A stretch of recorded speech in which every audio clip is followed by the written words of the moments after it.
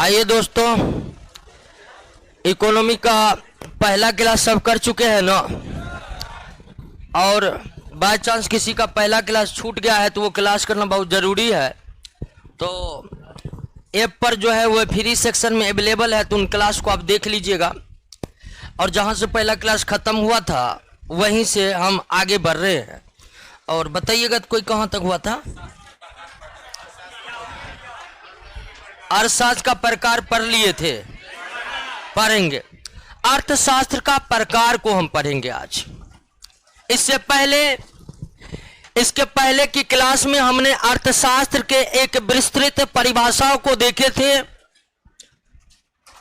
और अर्थशास्त्र का विस्तृत परिभाषा 3 नजरियों से पेश किया गया है भिन्न भिन्न अर्थशास्त्रियों के द्वारा। ध्यान दीजिएगा, अर्थशास्त्र क्या है इस पर सभी अर्थशास्त्रियों का एक राय नहीं है। हर अर्थशास्त्रियों ने अपने अपने तरीके से अर्थशास्त्र को, इकोनॉमिक्स को परिभाषित करने का कार्य किया है। अनगिनत परिभाषाओं में, अर्थशास्त्र के अनगिनत परिभाषाओं में जो परिभाषा सबसे ज्यादा मान्य है उनको 3 कैटेगरियों में बांटकर हम पढ़े थे। एक था कि अर्थशास्त्र धन का विज्ञान है, जिसे धन संबंधी परिभाषा हम कहे थे, जिन्होंने एडम स्मिथ दिया था। एडम स्मिथ के धन संबंधी परिभाषाओं के बाद आगे चलकर अल्फ्रेड मार्शल ने अर्थशास्त्र को मानव कल्याण का विज्ञान बताया। और मानव कल्याण का विज्ञान जब अर्थशास्त्र बन गया तो आगे चलकर रॉबिन्स ने उसे दुर्लभता संबंधी विज्ञान को बताया। दुर्लभ वो है जो सीमित है। दुर्लभ उस चीज को कहते हैं जो चीज क्या है, सीमित है। जैसे हवा, क्या हवा दुर्लभ है? नहीं, हवा दुर्लभ नहीं, क्योंकि यह सीमित है। ठीक है, इसके उलट आपके पास जो कपड़ा है वो सीमित है, वो दुर्लभ है। तो अर्थशास्त्र की 3 तरह के परिभाषाएं हैं: धन संबंधी परिभाषा, मानव कल्याण संबंधी परिभाषा और दुर्लभता संबंधी परिभाषा। अर्थशास्त्र के धन संबंधी परिभाषा किसने दिया? एडम स्मिथ ने दिया। अर्थशास्त्र के मानव कल्याण संबंधी परिभाषा मार्शल ने दिया। अर्थशास्त्र के दुर्लभता संबंधी परिभाषा रॉबिन्स ने दिया। किसने दिया? रॉबिन्स ने दिया। तो इस 3 परिभाषा में कोई दिक्कत नहीं है दोस्तों, समझ गए थे ना? उसके बाद हमने समझे थे कि अर्थव्यवस्था में आर्थिक क्रियाओं का अध्ययन होता है। अर्थशास्त्र में किसका अध्ययन होता है? आर्थिक क्रियाओं का अध्ययन होता है। और वे आर्थिक क्रियाएं थे कौन कौन? वे आर्थिक क्रियाएं थे क्या? उत्पादन। वो क्या था? उपभोग, निवेश और विनिमय। विनिमय मतलब खरीदना, बेचना। इसको कीमत वाला सिद्धांत कहते, कीमत सिद्धांत। तो ये सब आर्थिक क्रियाएं हैं। आर्थिक क्रिया किसे कहते हैं? आर्थिक क्रिया या इकोनॉमिक एक्टिविटी वे एक्टिविटी है, वे क्रियाएं हैं जिसमें मानव संलग्न होकर अपना जीविकोपार्जन करते हैं। क्या करते हैं? अपना जीविकोपार्जन। और एक अर्थव्यवस्था में या फिर अर्थशास्त्र के अंतर्गत मुख्य रूप से कितनी आर्थिक क्रियाएं होती है? 4 आर्थिक क्रियाएं होती हैं। एक और आर्थिक क्रिया है जिसका नाम बजट संबंधी बात है, उसको हम बजट में एक विस्तृत चैप्टर के अंतर्गत पढ़ेंगे। अब ध्यान दीजिए कि इसे आर्थिक क्रिया ही नहीं, इसे अर्थशास्त्र का आधार स्तंभ कहते हैं, अर्थशास्त्र का पिलर कहते हैं इसको। उत्पादन को, उपभोग को, निवेश को, विनिमय को सिर्फ आर्थिक क्रियाएं नहीं कहते हैं। ये अर्थशास्त्र के आधार स्तंभ है। और अर्थशास्त्र के कई परिभाषा में एक परिभाषा तो हम ये भी दे सकते हैं कि अर्थशास्त्र आर्थिक क्रियाओं का अध्ययन है। अर्थशास्त्र किसका अध्ययन है? आर्थिक क्रियाएं वे क्रियाएं हैं जिसमें मनुष्य अपना जीविकोपार्जन करते हैं, या जो क्रिया करके मानव अपने आवश्यकताओं को पूरा करता है, जो क्रियाएं करके मानव अपना जीविकोपार्जन करता है, उसे ही आर्थिक क्रिया कहते। दुकान में गए चावल खरीद रहे हैं, क्या है? आर्थिक क्रिया है। लेकिन चावल खरीदते समय गीत गुनगुना रहे हैं, क्या उसे गीत गुनगुनाना को आर्थिक क्रिया कहेंगे? नहीं। एक गायक स्टूडियो में गीत गुनगुना रहा है, वो आर्थिक क्रिया है। लेकिन आप बाथरूम में बंद होकर नहा रहे हैं तब गीत गुनगुना रहे हैं, क्या उसे आप आर्थिक क्रिया कहिएगा? नहीं कहेंगे। आर्थिक क्रिया का उद्देश्य जीविकोपार्जन है। आर्थिक क्रियाओं का उद्देश्य आवश्यकताओं की पूर्ति करना है। तो एक बात तो क्लियर हो गया ना कि अर्थशास्त्र में हम किसका अध्ययन करने वाले हैं? आर्थिक क्रियाएं मुख्य कितने प्रकार के? अब ध्यान दीजिए कि इन 4 आर्थिक क्रियाओं का अध्ययन हम 2 तरह से कर सकते। इन 4 आर्थिक क्रियाओं का अध्ययन हम कितने प्रकार से? 2 प्रकार से कर सकते हैं। इन चारों आर्थिक क्रियाओं का अध्ययन आप 2 प्रकार से कर सकते हैं। अब कहिएगा वो कैसे है? तो जैसे आपको उत्पादन पढ़ना है, जैसे एक ट्रैक्टर की कंपनी है और मान लीजिए ट्रैक्टर का कंपनी का नाम है सोनालिका, यह ट्रैक्टर की कंपनी है। हम पढ़ रहे हैं एक केवल सोनालिका कंपनी के द्वारा ट्रैक्टर का उत्पादन, या आप सीधे पढ़ सकते हैं भारत में ट्रैक्टर का उत्पादन। हम उत्पादन आर्थिक क्रियाओं को पढ़ रहे हैं, और किसके उत्पादन के आर्थिक क्रिया को? ट्रैक्टर के आर्थिक क्रिया, ट्रैक्टर के उत्पादन को अगर आपको पढ़ना है तो आप इसे 2 तरह से पढ़ सकते हैं। एक केवल एक कंपनी के आधार पर पढ़ सकते हैं, और दूसरा उसे पूरे अर्थव्यवस्था के आधार पर पढ़ सकते हैं। पढ़ सकते कि नहीं सर? हम उत्पादन को 2 नजरिए से पढ़ सकते हैं। एक नजरिया है कि हम केवल एक कंपनी के द्वारा किए गए उत्पादन को पढ़ रहे हैं, और दूसरा नजरिया है कि पूरे भारत में जितना कंपनी है उन सब के उत्पादनों को एक साथ पढ़ रहे हैं। और एक नजरिया है कि हम एक कंपनी के उत्पादन को पढ़ रहे हैं। तो 2 नजरिया है कि नहीं है? उसी तरह उपभोग को भी हम कह सकते हैं कि सोनू के घर में कितना उपभोग हुआ, ये पढ़ सकते हैं, या सीधे पढ़ सकते हैं कि भारत में कुल कितना उपभोग हो रहा है, ये पढ़ सकते हैं। उसी तरह निवेश, एक कंपनी में निवेश कर रहे हैं उसका अध्ययन कर सकते हैं, और पूरे अर्थव्यवस्था में निवेश कर रहे हैं उसका हम अध्ययन कर सकते हैं। उसी तरह हम विनिमय का अध्ययन कर सकते हैं कल का।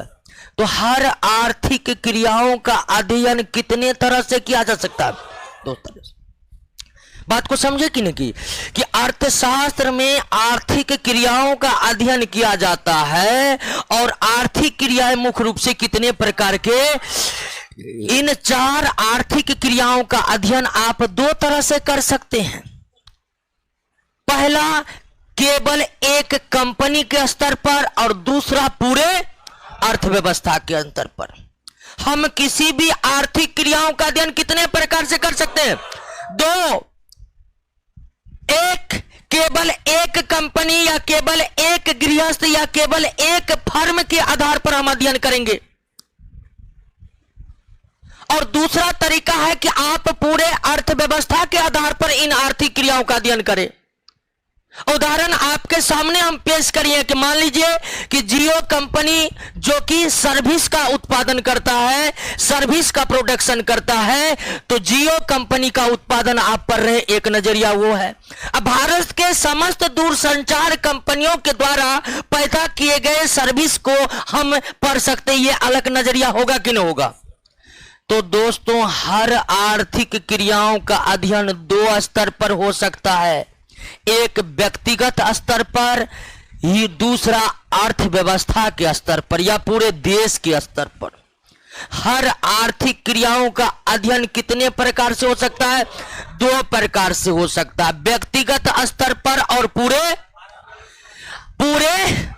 अर्थव्यवस्था के स्तर पर। और इसी नजरिए को ध्यान में रखकर दोस्तों, इसी नजरिए को ध्यान में रखकर, ठीक है, नॉर्वे के प्रसिद्ध अर्थशास्त्री जिसका नाम क्या था, रेगनर फ्रीस। रेगनर फ्रीस ने अभी जो नजरिया आपके सामने हम पेश किए, दो नजरिया, उसी के आधार पर रेगनर फ्रीस ने पूरे इकोनॉमिक्स को कितने भागों में बांटा, कितने भागों में बांटा, दो भागों में। अर्थशास्त्र को कितने भागों में बांटा, एक है माइक्रो, यानी कि हिंदी में क्या कहते हैं, समष्टि, और दूसरा है माइक्रो, यानी क्या, व्यष्टि। तो अर्थशास्त्र कितने प्रकार के होते हैं, दो प्रकार के, माइक्रो और मैक्रो, व्यष्टि और समष्टि।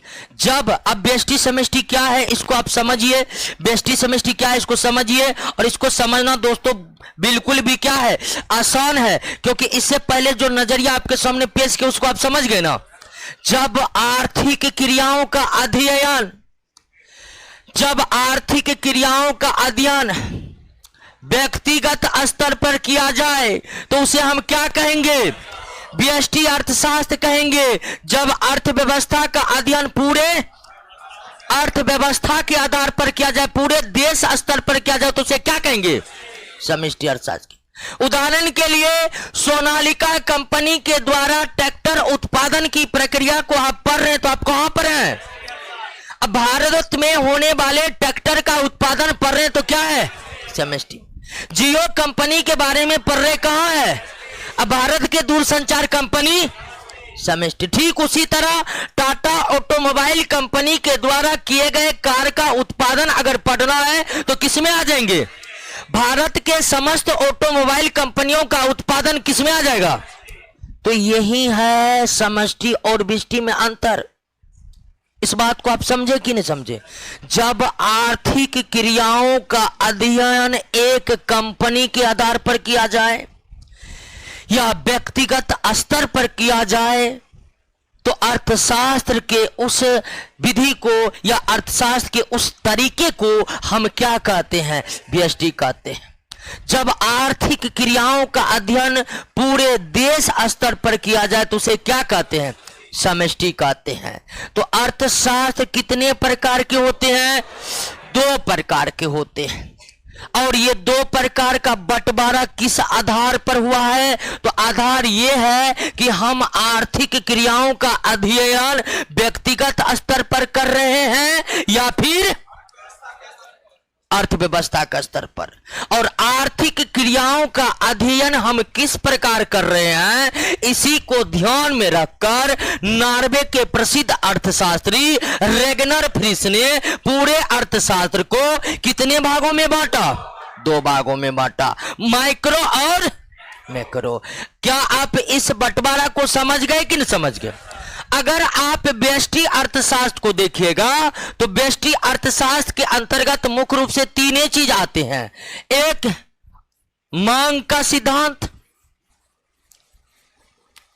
दूसरा उत्पादन का सिद्धांत, और तीसरा मांग का सिद्धांत, उत्पादन का सिद्धांत, और तीसरा कीमत का सिद्धांत। ये तीन सिद्धांत मुख्यतः कहां पढ़े जाते हैं, व्यष्टि में पढ़े जाते हैं।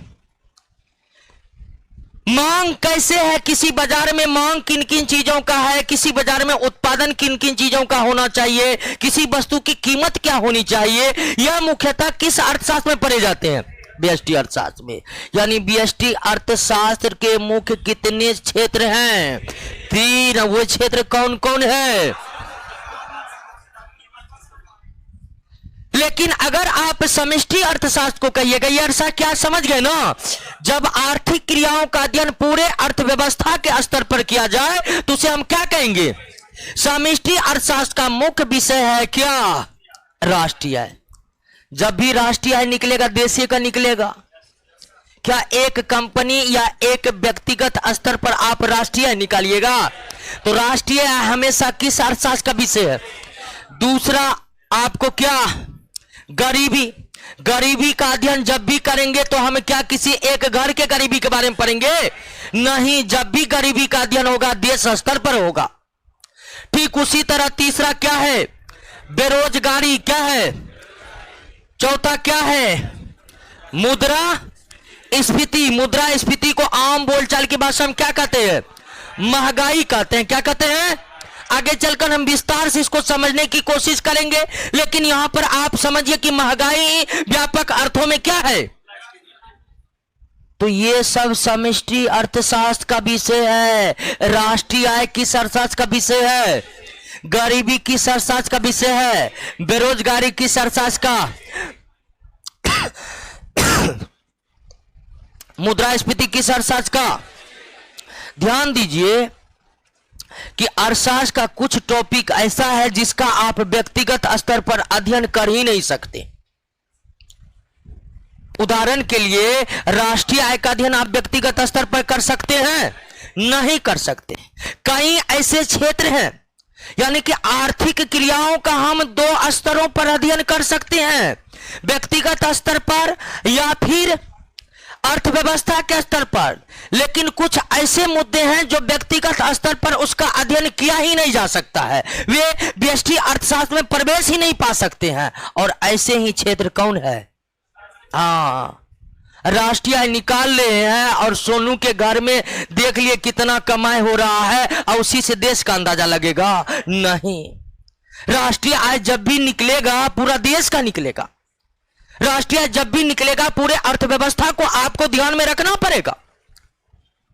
बेरोजगारी गरीबी की जब भी बात कीजिएगा, जब भी अध्ययन करिएगा, आपको समष्टि में ही आना पड़ेगा, व्यष्टि में उसका अध्ययन हो ही नहीं सकता है। तो हमको लगता है आप ये अर्थशास्त्र के दो प्रकार को समझ गए हैं, कोई दिक्कत नहीं ना है। ध्यान दीजिए एक बार पुनः, कोई भी आर्थिक क्रिया कितने हैं जिसमें सबसे मुख्य कौन है? उत्पादन। क्योंकि उत्पादन होगा तभी क्या होगा। तो चार आर्थिक क्रिया में सबसे मुख्य है उत्पादन। उत्पादन शुरू जैसे ही होता है दोस्तों, अपने आप उपभोग, निवेश और विनिमय होने लगता है। और उत्पादन ही नहीं होगा तो अन्य तीन आर्थिक क्रिया का कोई अस्तित्व नहीं रहेगा। तो चार आर्थिक क्रियाएं हैं, लेकिन उसमें यह याद रखिएगा कि उत्पादन ही सबसे प्रमुख है, अन्य तीन आर्थिक क्रियाओं का जननी उत्पादन ही है। तो जो भी आर्थिक क्रिया है उसका अध्ययन आप दो प्रकार से कर सकते हैं, एक व्यक्तिगत स्तर पर, दूसरा अर्थव्यवस्था का। जब आर्थिक क्रियाओं का अध्ययन व्यक्तिगत स्तर पर किया जाए तो उसे क्या कहते हैं? व्यष्टि अर्थशास्त्र।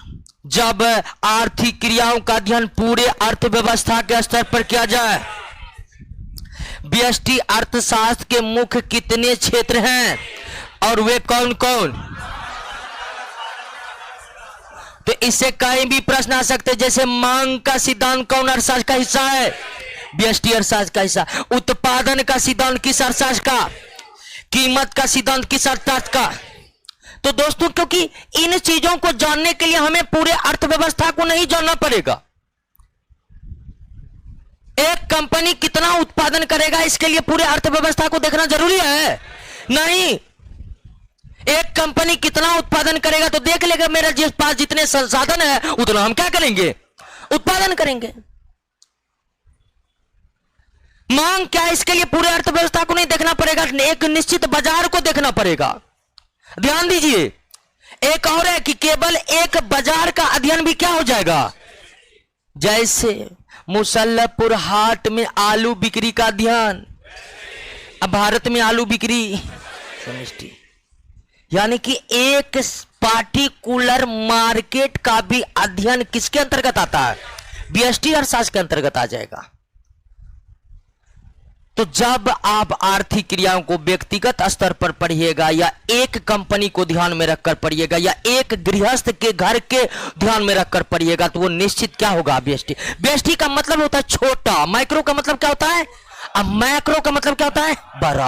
आप इसी से अंदाजा लगा सकते हैं। लेकिन कुछ अर्थशास्त्र के वे क्षेत्र हैं जिसका अध्ययन केवल अर्थव्यवस्था के स्तर पर हो सकता है, उसका व्यक्तिगत स्तर पर अध्ययन हो ही नहीं सकता है। और ऐसे क्षेत्र कौन कौन है? और ये सब प्रश्न एकदम डायरेक्ट आ जाते हैं। राष्ट्रीय का अध्ययन राष्ट्रशास्त्र के किस क्षेत्र में किए जाते हैं? गरीबी बेरोजगारी का अध्ययन किस क्षेत्र में? मुद्रास्फीति का अध्ययन। क्लियर? चलिए दोस्तों, एक बार नजर डोला दीजिए नोट पर। सब कुछ समझ गए हैं ना? जिनके पास नोट नहीं है उससे कोई दिक्कत दिल बात नहीं, क्योंकि जिसके पास नोट नहीं है उसके पास मोबाइल होगा कि नहीं होगा? तो पिक्चर क्लिक कर लीजिएगा ताकि घर पर उसको देखने में कोई दिक्कत ना हो। तो जिसके पास भी नोट नहीं होगा, आसपास जिसके पास नोट है उसे फोटो खींच लेंगे ताकि फिर उसे देखने में कोई आसानी नहीं होंगे। दोस्तों आइए, अगला जो टॉपिक है जो हमें समझना है वह है दुर्लभता और चयन।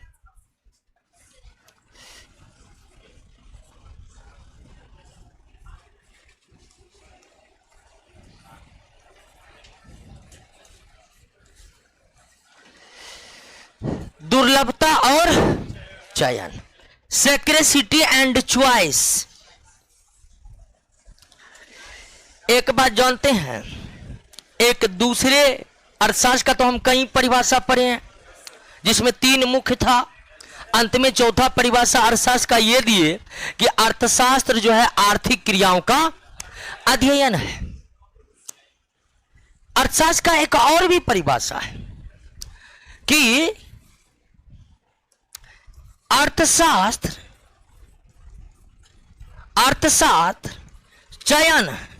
चयन का मतलब चॉइस, चयन का अध्ययन है। अर्थशास्त्र किसका अध्ययन है? चयन का, चॉइस का। क्योंकि मानव अपने आवश्यकताओं की पूर्ति बिना चयन किए हुए कर ही नहीं सकता। बात समझे कि नहीं समझे? आप अपने आवश्यकताओं की पूर्ति तब तक नहीं कर सकते हैं जब तक क्या नहीं कर लिए है? चयन किए। यानी चयन के बिना आवश्यकताओं की पूर्ति करना संभव नहीं है। कैसे? आपको कपड़ा खरीदना है तो मार्केट में घूम जाइएगा, कपड़ा खरीद लीजिएगा ना। आपको पहले तय करना पड़ेगा कि कौन कपड़ा खरीदेंगे, कितना रेट वाला खरीदेंगे, कौन अच्छा रहेगा। आपको पहले चॉइस करना पड़ेगा, चयन करना पड़ेगा, तभी आप कपड़ा खरीदने चाहिएगा। चयन नहीं किए हैं, घूम रहे हैं मार्केट में, घूमते फिरते आ जाइएगा लेकिन आप कपड़ा नहीं खरीद पाइएगा। पहले चयन करना जरूरी है कि आपको कैसा कपड़ा चाहिए। ठीक उसी तरह आप 10 रुपया लेकर निकल गए, कहां जा रहा है? तो हम जा रहे हैं नाश्ता करने। नाश्ता करने के लिए तब तक आप नाश्ता नहीं कर पाएंगे जब तक आप ये तय नहीं कर लेते हैं, अर्थात चयन नहीं कर लेते हैं कि हमको नाश्ता क्या करना। क्योंकि मार्केट में जाइएगा, समोसा बिक रहा है, लिट्टी बिक रहा है, चाउमीन बिक रहा है, रसगुल्ला बिक रहा है, XYZ पता नहीं क्या क्या बिक रहा है। तो आपको अपने नाश्ता की आवश्यकता पूरा करने के लिए पहले क्या करना पड़ेगा? चयन करना पड़ेगा। कहिए, क्या बिना चयन किए हम कर सकते हैं? नहीं। तो दोस्तों स्थिति यह है कि मानव अपनी कोई भी आवश्यकता बिना चयन किए कर ही नहीं सकता। आपको चावल ही खाना है, आपको चयन करना पड़ेगा क्योंकि चावल की ही ढेर सारे किस, क्या हमें नॉर्मल खाना है कि 5 स्टार खाना है, एक 7 स्टार खाना है कि बासमती खाना है। चयन कीजिए, तब आप अपने चावल की आवश्यकता को क्या कर सकते हैं? पूरा कर सकते हैं। तो स्थिति क्या है समझ गए ना, कि हम अपने आवश्यकताओं की पूर्ति बिना चयन किए, बिना चॉइस का कर ही, अगर हम चयन नहीं करेंगे तो आवश्यकताओं की पूर्ति अगर हो भी जाए तो उससे संतुष्टि नहीं मिलेगा। आप 10 रुपए लेकर गए और एकदम आंख मूंद करके ये विचार कर लिए 10 रुपए लेकर जाते हैं, जहां आंख खुलेगा वहां जो मिलेगा वहीं खा लेंगे। गए और रसगुल्ले के आगे आंख खुल गया और 10 रुपए में मिला 1 पीस, रसगुल्ला खा गए आगे। अब आपको शक होगा, लिट्टी खाते ना पेट पूरा भर जाता, ठीक है, रसगुल्ला में तो कुछ हुआ नहीं, ठीक है, फिर कहेगा छी रसगुल्ला में तो पता नहीं क्या कार्बोहाइड्रेट ठीक से होगा भी नहीं, लिट्टी खाते थे हमको दिन में खाना भी नहीं खाना पड़ता, सब बर्बाद हो गया। आपको संतुष्टि नहीं मिला, क्यों नहीं मिला? आप चयन नहीं किए, चॉइस नहीं किए। वहीं 10 रुपया लेके गए, एकदम चयन कर लीजिए, लिट्टी खाना है, एकदम खाना भी है, वर्मा जी की दुकान में ही खाना है, स्पेशल लिट्टी वहीं मिलता है, पूरा एकदम जाइएगा, आप जाइएगा खा के आइएगा, आपको क्या होगा? संतुष्टि अधिकतम मिलेगा, अधिकतम संतुष्टि की प्राप्ति होगी। तो हमें अपने आवश्यकताओं की पूर्ति करना है, हमें अपने संतुष्टि को अधिकतम करना है, तो हमें क्या करना पड़ेगा? सवाल है कि चयन हम क्यों करें? अब ये दूसरा सवाल यही है, एक तो आप समझ गए चयन करना ही पड़ेगा, ठीक है, एक बात तो समझ गए क्या करना पड़ेगा, लेकिन सवाल है चयन क्यों करना पड़ेगा? चयन इसलिए करना पड़ेगा क्योंकि उपलब्ध संसाधन वे होते हैं जो हमारे आवश्यकताओं को क्या करेगा? पूरा। संसाधन जो है वो क्या है? सीमित है। हमें चयन इसलिए करना पड़ता है कि हमारी आवश्यकताएं जिन संसाधनों से पूरी होगी वे संसाधन असीमित नहीं है, वो संसाधन क्या है? और जो संसाधन सीमित है उसे ही क्या कहते हैं?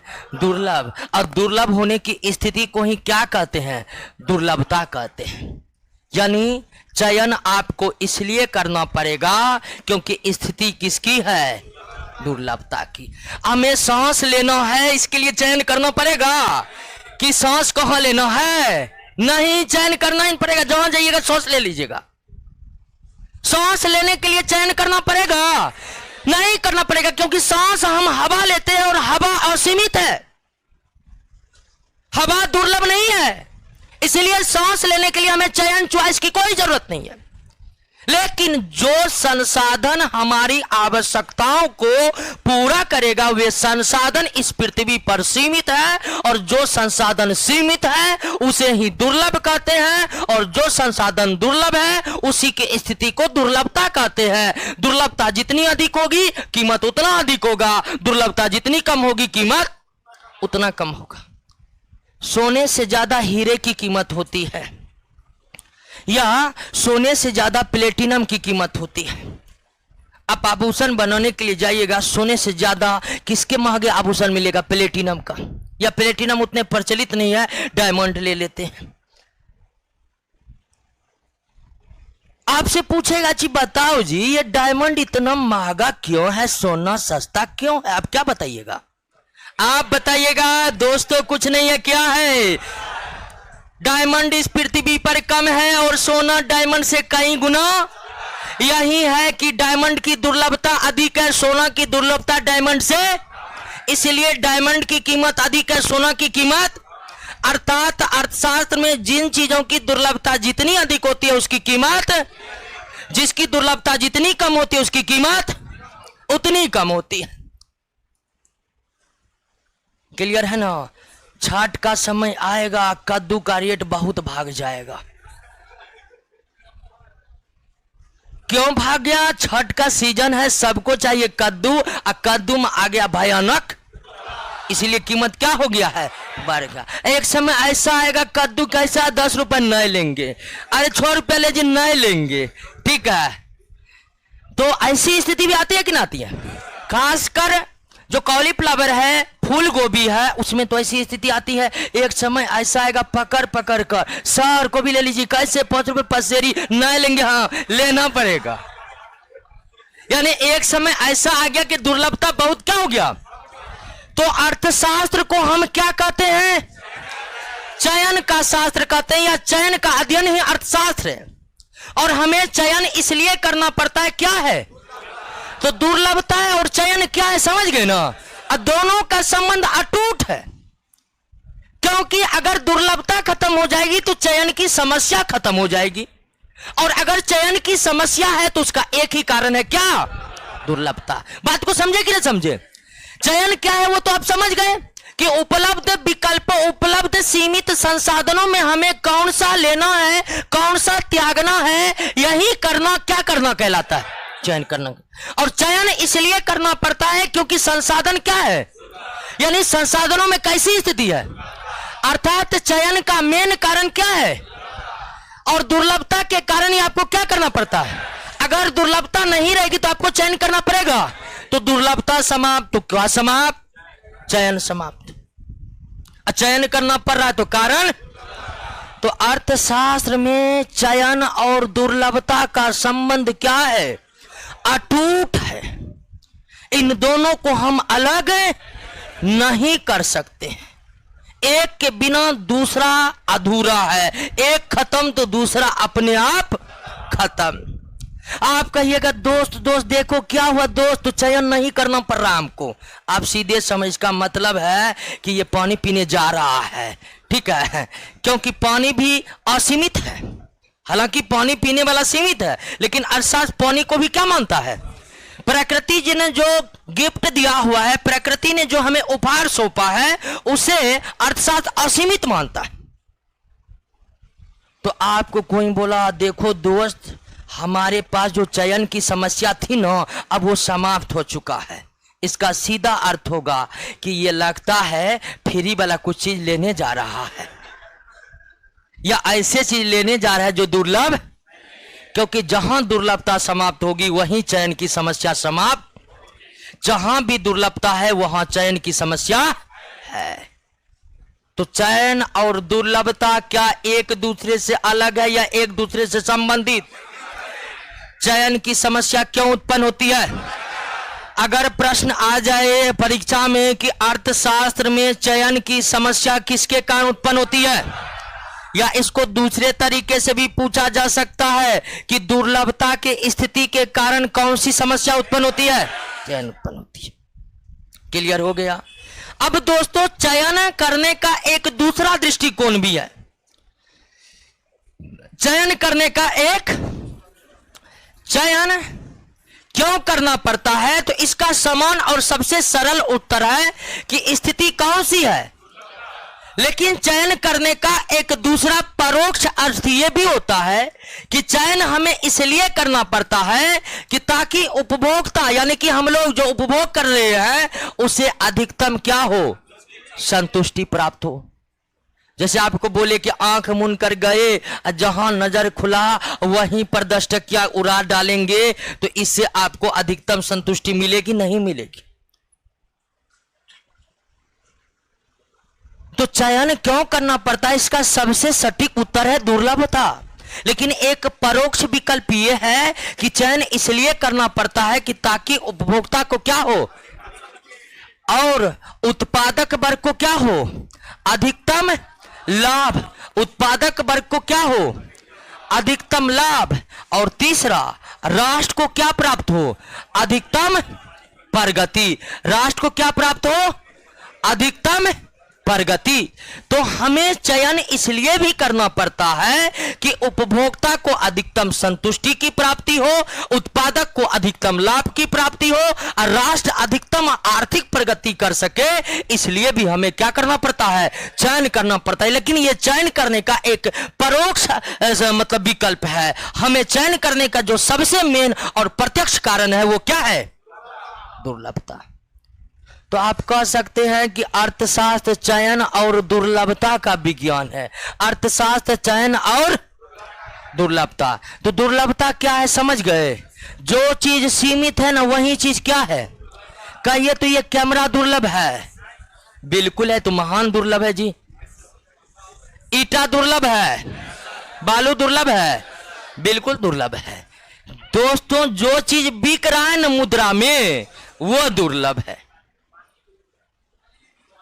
पानी बिक रहा है, उसका नजरिया दूसरा और है, ठीक है। पानी नहीं बिक रहा है, पीने वाला पानी बिक रहा है। क्या पानी लेना है? 70% पर पानी है, कितना पानी चाहिए, है कि नहीं है? तो पानी का एक नजरिया, पानी बिक रहा है, बिल्कुल पानी बिक रहा है। कहिएगा दुर्लभ है, बिल्कुल। लेकिन वो पानी जो बिक रहा है वो पीने वाला पानी बिक रहा है, सारा पानी नहीं बिक रहा है। तो पीने वाला पानी दुर्लभ है, ये हम कह सकते, इसमें कोई संशय नहीं है। लेकिन हम ये नहीं कह सकते पानी दुर्लभ है। क्यों नहीं? कि 70% पर पानी ही पानी है। क्लियर है बात? समझ गए? तो दुर्लभता चयन समझ गए ना। जो साधन सीमित होते हैं उन्हें ही दुर्लभ कहते हैं, उसी स्थिति को दुर्लभता कहते हैं। दुर्लभता के कारण हमारी अपनी आवश्यकताओं को पूरा करने के लिए एवं अधिकतम संतुष्टि प्राप्ति करने के लिए हमें चयन करना पड़ता है। अगर हम बिना चयन किए आवश्यकताओं की पूर्ति करने लगे तो हमें अधिकतम संतुष्टि की प्राप्ति नहीं होगी। क्लियर है दोस्तों? अर्थशास्त्र का जो इंट्रोडक्शन था, परिभाषा था, वो अब खत्म हो चुका है। यानी अर्थशास्त्र को 3 और 2 5 तरह से आप परिभाषित कर सकते हैं। एक, अर्थशास्त्र का धन संबंधी परिभाषा, अर्थशास्त्र का मानव कल्याण संबंधी परिभाषा, अर्थशास्त्र का दुर्लभता संबंधी परिभाषा। चौथा परिभाषा दिए कि अर्थशास्त्र आर्थिक क्रियाओं का अध्ययन। और 5वां परिभाषा ये दे सकते हैं कि अर्थशास्त्र दुर्लभता एवं चयन का शास्त्र। अर्थशास्त्र दुर्लभता एवं चयन का शास्त्र। अर्थशास्त्र दुर्लभता एवं दुर्लभता और संबंध एक दूसरे से पृथक है या एक दूसरे से मिला हुआ है। दुर्लभता और चयन का संबंध अटूट है, दोनों एक दूसरे के बिना कोई अस्तित्व में। चलिए दोस्तों, आ जाते हैं, अब आते हैं किसको समझना है? अर्थव्यवस्था को। इससे पहले आप अर्थशास्त्र को समझ रहे थे, अब आप किसको समझिए? अर्थव्यवस्था को। कहिए यहां तक दोस्तों कोई दिक्कत? आसानी से समझ रहे हैं ना? हर चीज को समझ रहे हैं ना? थोड़ा अर्थशास्त्र को हम विस्तार पूर्वक पढ़ाते हैं, ठीक है। बहुत लड़का को ये रहता है कि 10 दिन में अर्थशास्त्र क्यों नहीं खत्म हो गया। तो दोस्तों हमसे कहिएगा जल्दी खत्म कर दें, ये संभव नहीं हो पाता है। हम एक एक चीज को आपको बड़ी डिटेल से पढ़ाएंगे और जब पूरा पढ़ा देंगे ना, सारा टेंशन ही खत्म हो जाएगा। तो इसीलिए याद रखिएगा कि अन्य कोचिंग के तुलना में हमारे कोचिंग में थोड़ा अरसा लंबा खिंचाता है, क्योंकि यहां पर आपको हम पूरा डिटेल में पढ़ाएंगे और पढ़ाने के साथ साथ क्या करेंगे, क्वेश्चन करवाएंगे। तो आप हड़बड़ाइएगा नहीं, क्योंकि बहुत हड़बड़ा जाते हैं, क्योंकि उनके दोस्त कहीं और पढ़ रहे होते वहां 1.5 महीनों में इकोनॉमी समाप्त हो जाता है और यहां पर 1.5 महीनों में 3-4 चैप्टर ही चल रहा है। तो उससे हड़बड़ाना नहीं है। जिस दिन समाप्त हो जाएगा उस दिन अर्थशास्त्र का आपका सारा प्रॉब्लम समाप्त हो जाएगा। जैसे अर्थशास्त्र का परिभाषा आप पढ़ लिए तो परिभाषा में कोई दिक्कत है? अब परिभाषा से रिलेटेड किसी भी प्रश्न को बनाने में दिक्कत नहीं होगा आपको। आइए अब किसको समझते हैं? अर्थव्यवस्था की। अर्थव्यवस्था क्या है?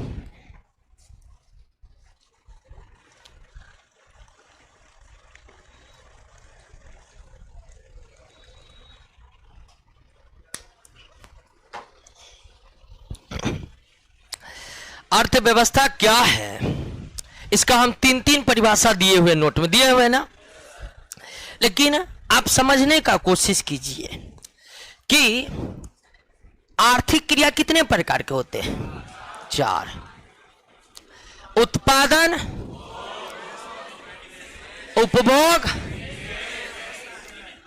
निवेश और विनिमय का मतलब खरीदना, इंग्लिश में एक्सचेंज कहते हैं। अब आपसे हम एक बात पूछ रहे हैं, क्या ये सभी आर्थिक क्रियाएं एक दूसरे से स्वतंत्र हैं? एक दूसरे से स्वतंत्र हैं? तो उत्तर है इसका नहीं। ये सभी आर्थिक क्रियाएं आपस में एक दूसरे से जुड़े हुए हैं और कोई भी आर्थिक क्रिया स्वतंत्र रूप से अस्तित्व में आ ही नहीं सकती है। एक उत्पादन करने वाला इकाई कहेगा कि हमको ये सब उपभोग निवेश से कोई मतलब नहीं है, हम केवल उत्पादन करेंगे और उत्पादन करके गोदाम में रख देंगे, उससे कम चलने वाला है। एक उत्पादन इकाई को ध्यान रखना पड़ेगा किसका, कि किस चीज का उपभोग ज्यादा हो रहा है उसी चीज का हम उत्पादन करेंगे ज्यादा। अगर उत्पादन करने वाली इकाई कहेगा कि उपभोग से हमको कोई मतलब नहीं है, फेंका जाएगा वो, ठीक है, क्योंकि जिस चीज का उत्पादन कर दिया उस चीज का उपभोग हो ही नहीं रहा, उसका माल बिकेगा, गोदाम में पड़ा पड़ा सड़ा रह जाएगा, बर्बाद हो जाएगा, कंपनी बंद हो जाएगा, अर्थव्यवस्था बर्बाद हो जाएगी। तो दोस्तों, चार प्रकार की आर्थिक क्रियाएं जो हैं ये एक दूसरे से स्वतंत्र नहीं है। चारों आर्थिक क्रियाओं का अकेला कहीं पर अस्तित्व नहीं है। विनिमय का मतलब होता है खरीदना बेचना। खरीदने बेचने वाला सेक्टर कहेगा कि हमको ये सबसे मतलब नहीं है, तो उसका कोई अर्थ रहेगा? क्योंकि अगर विनिमय करने वाली इकाई कहेगा कि हमें इन सब से कोई मतलब नहीं है, तो वो बेचेगा किसको? खुद को नहीं। तो विनिमय करने वाली इकाई को ध्यान रखना पड़ेगा उत्पादन पर भी, कि हमें जिसका उत्पादन का, हमें जिसका विनिमय करना उसका उत्पादन हुआ कि नहीं हुआ। विनिमय करने वाली इकाई को ध्यान रखना पड़ेगा उपभोग पर, कि हम जो विनिमय करेंगे उसका उपभोक्ता कहां पर है। और विनिमय करने वाली इकाई को ध्यान रखना पड़ेगा निवेश पर भी, कि अगर हमें अपनी संयंत्र को बढ़ाना है, विनिमय क्षमता को बढ़ाना है, तो हम मार्केट से क्या ले। यानी कोई भी आर्थिक क्रिया एक दूसरे से स्वतंत्र है नहीं है। उत्पादन करने वाली इकाई निर्भर है किस पर? उपभोग पर। वो कैसे? तो जिसका उपभोग होगा वही उत्पादन करेगा, जिसका उपभोग नहीं हो रहा है उसका उत्पादन करने वाली इकाई ना सिर्फ उपभोग पर निर्भर है, बल्कि वो किस पर निर्भर है? निवेश पर भी निर्भर है, कि हमें जिन चीजों के उत्पादन के लिए निवेश अधिक से अधिक मिल रहा है, हम उन चीजों को क्या करें? उत्पादित करें। और अंत में उत्पादन करने वाली इकाई निर्भर है विनिमय पर भी, कि हम जो उत्पादन कर रहे हैं उसे विनिमय ठीक तरह से किया जाए। अगर विनिमय ही नहीं होगा तो फिर उत्पादन करने का कोई अर्थ रह जाएगा? तो स्थिति यह है दोस्तों कि अर्थशास्त्र का आधार स्तंभ, जिसमें चार प्रकार की आर्थिक क्रियाएं शामिल है, ये चार प्रकार की आर्थिक क्रिया एक दूसरे से स्वतंत्र ना होकर एक दूसरे से क्या है? उत्पादन के बिना उपभोग का कोई अस्तित्व नहीं है, तो उपभोग के बिना भी उत्पादन का कोई अस्तित्व। अगर निवेश के बिना उत्पादन नहीं हो सकता है, तो निवेश के बिना विनिमय भी। हर आर्थिक क्रिया एक दूसरे से संबंधित।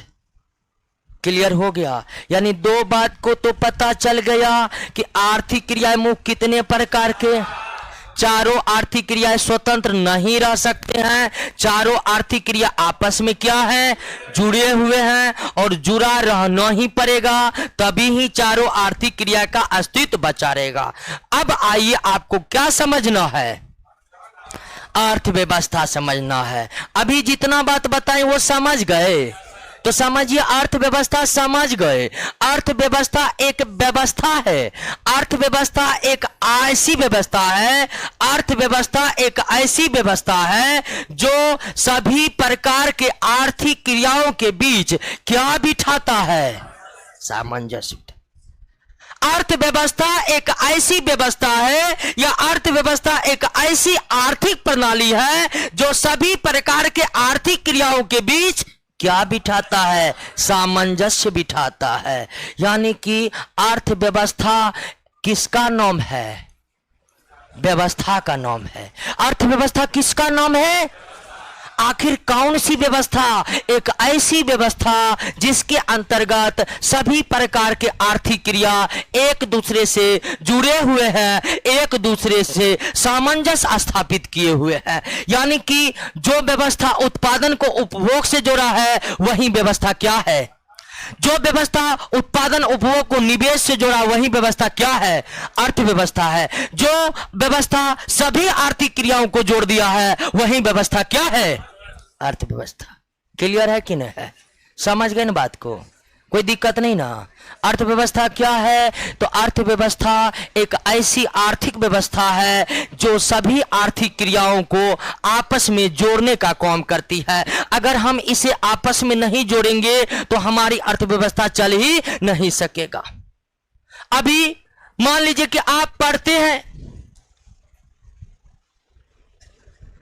उसके बाद मुसल्लपुर हाट में जाकर सब्जी खरीदते हैं, घर पर जाकर गैस में खाना बना लेते हैं, आराम से रह रहे हैं कि नहीं रह रहे हैं। अगर यह प्रणाली ध्वस्त हो जाए, यह प्रणाली उत्पादन वाला कहे कि ना उत्पादन नहीं होगा, उत्पादन नहीं होगा, उसके बाद आप कुछ सोचिएगा, सीधा कहिएगा जा रहे गो क्यों तुम्हारा खेती करके हम खुद उत्पादन करेंगे तभी ना रहेंगे। यानी कि अर्थव्यवस्था को हम इस तरह से भी हम दर्शा सकते हैं कि एक अर्थव्यवस्था एक ऐसी आर्थिक प्रणाली है जिसके अंतर्गत सभी लोग रहकर अपना जीविकोपार्जन करते हैं, या जिसके बिना किसी लोगों का जीना संभव नहीं हो पाएगा। अगर सभी आर्थिक इकाइयां, सभी आर्थिक क्रिया एक दूसरे से अलग हो जाए तो कोई भी आदमी ठीक तरह से रह पाएगा? नहीं रह पाएगा। अभी हमको मान लीजिए यहां हम काम करते हैं, हमको सैलरी मिला, सीधे हम चल गए दुकान पर क्या करने? विनिमय करने। आराम से जो आवश्यकता है उसका क्या कर लिए हैं हम? विनिमय कर लिए हैं। तो क्यों कर लिए? एक ऐसी व्यवस्था बनी हुई है कि हम एक जगह से पैसे उठाकर दूसरे जगह पर खर्च कर सकते हैं, और दूसरे जगह का खर्च किया गया पैसा तीसरे जगह पर पहुंच सकता है, तीसरे जगह पर पहुंचा हुआ पैसा पांचवें जगह पर पहुंच सकते हैं। पैसा घूमते रहता है, किसके कारण? अर्थव्यवस्था का। अर्थव्यवस्था सबको जोड़ रखा है, जोड़ रखा है। कोरोना काल आया था तो अर्थव्यवस्था चरमरा गया था, चरमरा गया था। क्यों जानते हैं? बीच का सामंजस्य टूट गया था। बीच का सामंजस्य क्या हो गया था दोस्तों? टूट गया था। अर्थव्यवस्था अति कोरोना काल में अर्थव्यवस्था जो है दोस्तों, कोरोना काल में अर्थव्यवस्था जो दोस्तों वो चरमरा गया था। क्यों? क्योंकि जो आर्थिक क्रिया आपस में जुड़े हुई थी, जो आर्थिक क्रिया आपस में जुड़े हुए थी, वे आर्थिक क्रिया का जो आपस में जुड़ा हुआ होना था, वे जुड़ाव क्या हो गया? खत्म हो गया। दिल्ली में उत्पादन हुआ, बिहार में विनिमय होना है तो बिहार माल ही नहीं आ रहा है। कोरोना काल है। तो जो व्यवस्था बनी हुई थी, अर्थव्यवस्था ने जिस प्रकार उत्पादन आर्थिक क्रियाओं को आपस में जोड़ रखा था, वे आर्थिक क्रिया जो वे सामंजस्य था वो कोरोना काल में क्या हो चुका था? ध्वस्त हो चुका था। इसीलिए अर्थव्यवस्था खराब हो गई थी। धीरे धीरे जैसे ही आर्थिक इकाइयों के बीच सामंजस्य स्थापित होना शुरू हुआ, अर्थव्यवस्था बेहतर होनी शुरू हो गई। तो हमको नहीं लगता कि अर्थव्यवस्था को समझने में आप कोई दिक्कत रह गया। आपको कोई दिक्कत है? सीधा समझिए ना, एक लाइन में अर्थव्यवस्था व्यवस्था का नाम है। अजी कौन व्यवस्था का नाम है? वही व्यवस्था का नाम है जो सभी आर्थिक क्रियाओं को आपस में क्या कर देता है? जोड़ देता है। सभी आर्थिक क्रिया को आपस में क्या कर देता है? जोड़ देता है। अर्थशास्त्र में सिर्फ हम आर्थिक क्रियाओं के बारे में अध्ययन करते हैं। अर्थशास्त्र अध्ययन करने का क्षेत्र है, जबकि अर्थव्यवस्था आपस में एक सामंजस्य स्थापित करने वाली व्यवस्था है। कोई दिक्कत नहीं ना? नहीं ना? तीन परिभाषा दिए हम अर्थव्यवस्था का, तीन परिभाषा आपके सामने में रखे हैं, लेकिन जो सबसे सर्वश्रेष्ठ परिभाषा है वे बिल्कुल सही है। तीनों परिभाषा के ऊपर नजर डालिए तो ठीक से चल रहा, ऑनलाइन भी चल रहा है, कोई दिक्कत नहीं ना?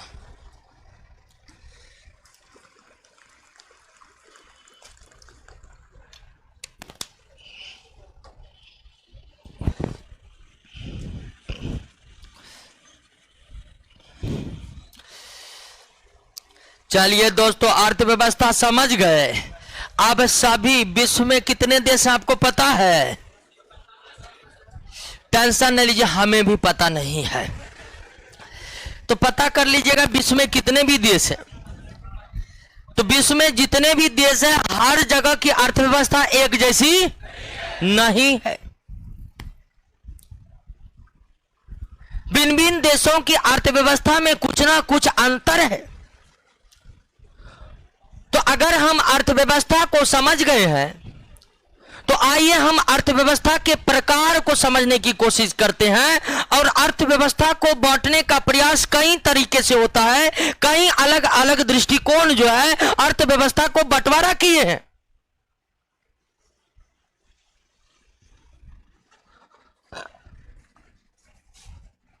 अर्थव्यवस्था का जो सबसे पहला प्रकार आप समझिए वो है पूंजीवादी अर्थव्यवस्था। अर्थव्यवस्था क्या है समझ गए ना। अब क्या पढ़ना है? पूंजीवादी अर्थव्यवस्था। अर्थव्यवस्था का सबसे पुराना स्वरूप कौन है?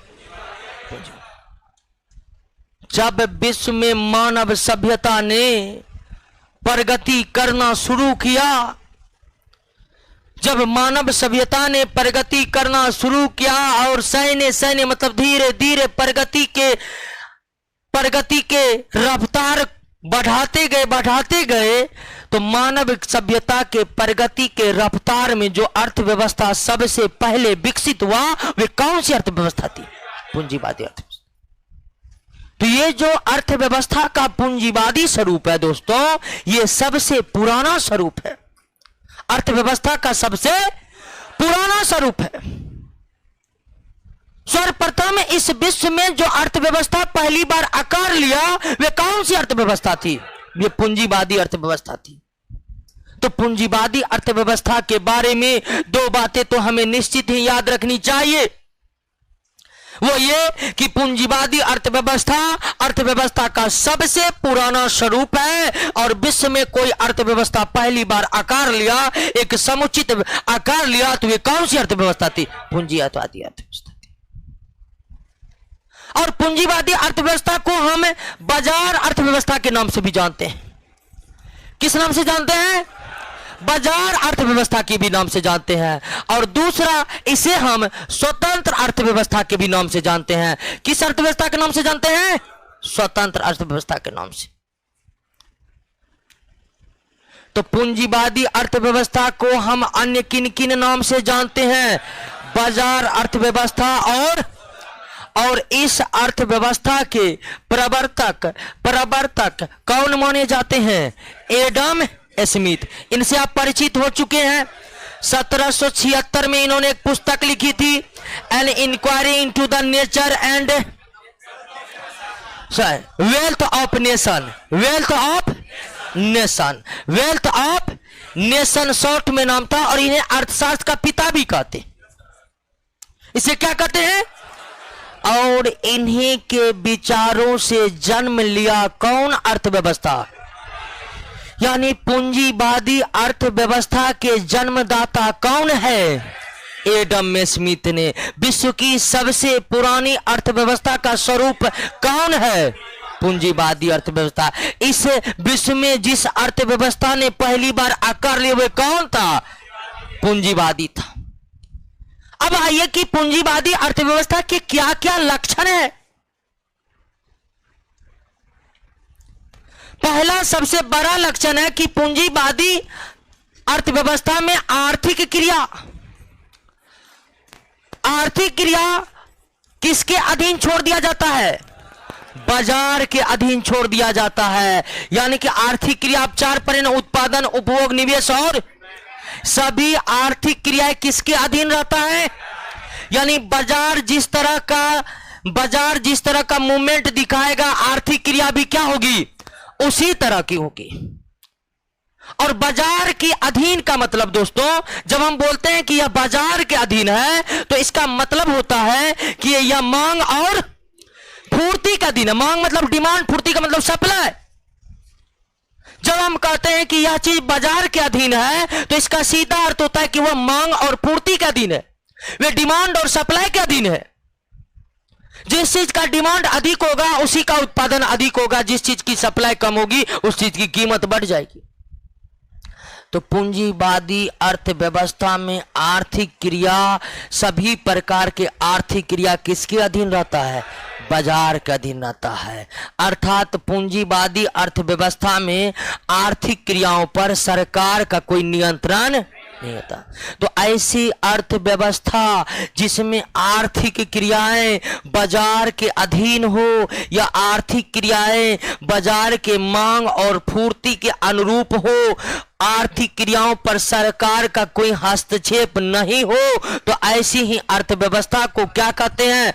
बाजार अर्थव्यवस्था कहते हैं या पूंजीवादी अर्थव्यवस्था कहते हैं। क्लियर हो गया ना? पूंजीवादी अर्थव्यवस्था का परिभाषा पहला आप समझ गए, पहला लक्षण समझ गए कि इस अर्थव्यवस्था में आपसे पूछ देगा कि किस अर्थव्यवस्था में आर्थिक क्रिया बाजार के अधीन होती है।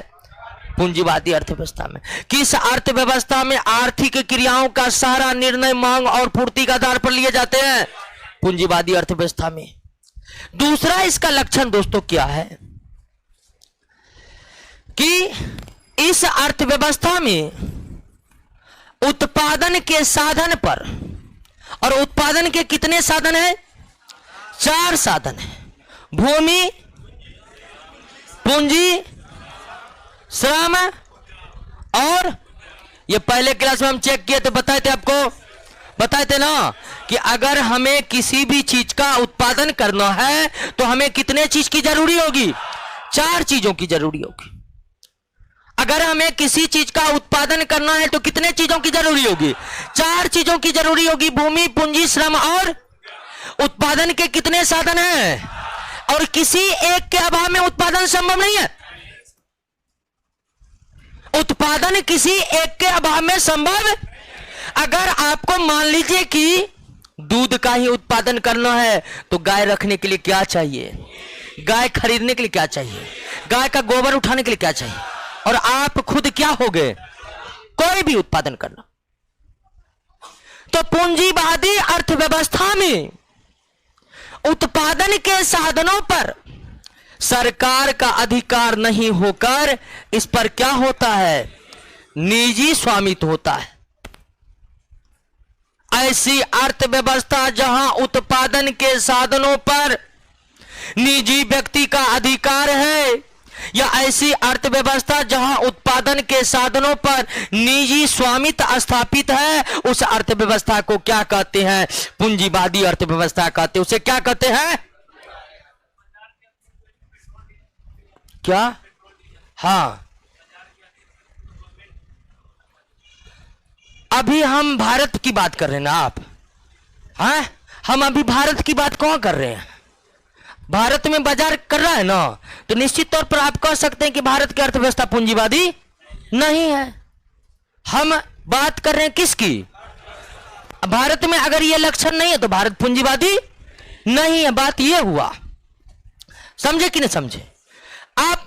तो पूंजीवादी अर्थव्यवस्था का दूसरा लक्षण समझे। पूंजीवादी अर्थव्यवस्था